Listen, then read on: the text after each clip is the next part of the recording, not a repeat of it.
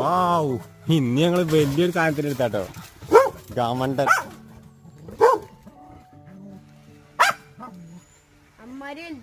അടിപൊളി സാധനം അല്ലേ? കിടക്കാച്ചി ലുക്കല്ലേ? ഇവളെ പേരെന്താ? പോയോ? ഇതിന്റെ പേരെന്താ? പേരെന്താ ഇതിന്റെ? ബ്രൂണോ? ആ ആ ബ്രൂണോ.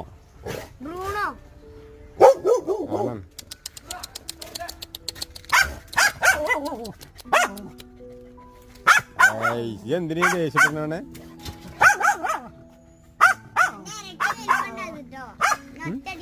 ഇവിടെ